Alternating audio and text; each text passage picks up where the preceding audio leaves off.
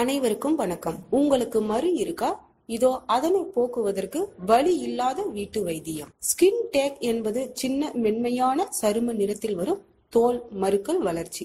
இது மடிப்பு பகுதியான ஆசனவாய், அக்குள், கண் இமை பகுதி, கழுத்து, மார்பு அடிப்பகுதி, இடுப்பு மற்றும் பல இடங்களில் வரும் சரும பிரச்சனை. இது ஆண்கள் மற்றும் பெண்கள் எல்லோரும் எதிர்கொள்ளும் பிரச்சனை. அதிலும் வயதானவர்கள், உடல் பருமன் உள்ளவர்கள், கருவுற்ற பெண்கள் இதனால் பாதிப்பு அடைகின்றனர். வலி இல்லாத இந்த ஸ்கின் டேக்கை கண்டு கொள்ளாமல் விட்டால் உடம்பு முழுக்க பரவ வாய்ப்புள்ளது. எனவே அதை நீக்க சில வீட்டு வைத்தியங்களை நாம் பார்க்கலாம். 1-2 இருக்கும் போதே அதை கவனிப்பது நல்லது. இந்த முறைகளை பயன்படுத்தி உங்கள் ஸ்கின் டேக்கை எளிதில் சரியாக்கி விடலாம். இது ஒரு வலி இல்லாத முறை.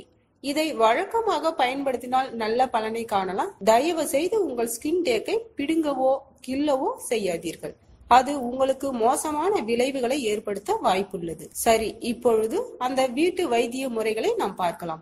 முதல் நாள் ஒரு எளிதான முறை. இதற்கு மருந்து தடவப்பட்ட நூல் அல்லது டென்டல் பிளவுஸை எடுத்துக்கொள்ளவும். இந்த நூலை அல்லது டென்டல் பிளவுஸை கொண்டு ஸ்கின் டேக்கை சுற்றி கட்டிக்கொள்ள வேண்டும். உங்கள் நூல் தூசி நிறைந்ததாக மாறிவிட்டால் அடிக்கடி மாற்றிக்கொள்ளவும். நூல் கட்டுவதால் ஸ்கின் டேக் பகுதியில் ரத்த ஓட்டம் தடைப்பட்டு அது தானாகவே உதிர்ந்துவிடும். இந்த முறை நெயில் பாலிஷ் ரிமூவரை கொண்டு ஸ்கின் டேக்கை போக்குதல். இதற்கு மூச்சு திணறல் என்று பெயர். காரணம், ஸ்கின் டேக் பகுதியில் ஆக்சிஜன் கிடைப்பதை தடைப்படுத்துதல். ஸ்கின் டேக் இருக்கும் பகுதியில் நெயில் பாலிஷ் ரிமூவரை தடவி கேஜால் மூடிவிட வேண்டும். அப்பப்ப கேஜை மாற்றிக்கொள்ளவும். எனவே அந்த சரும பகுதிக்கு ஆக்சிஜன் தடைப்படுவதால் ஸ்கின் டேக் எளிதில் உதிர்ந்துவிடும். இந்த முறையில் ஸ்கின் டேக்கை சரி செய்ய நமக்கு ஸ்பிக் மரத்தின் தண்டு பகுதியில் ஜூஸ் தேவைப்படுகிறது. இதன் தண்டை மட்டுமே பயன்படுத்த வேண்டும். பழங்கள் வேண்டாம். தண்டை எடுத்து மிக்சியில் போட்டு அரைத்து ஜூஸ் எடுத்துக்கொண்டு ஒரு நாளைக்கு 2 முறை என்று ஸ்கின் டேக் மீது தடவி வர வேண்டும். இதற்கு அந்த பகுதியை எதுவும் கொண்டு மூட வேண்டாம். ஜூஸை மட்டும் தடவி விட்டால் போதுமானது. இந்த தண்டு பார்ப்பதற்கு பால் போன்ற திரவத்துடன் காணப்படும்.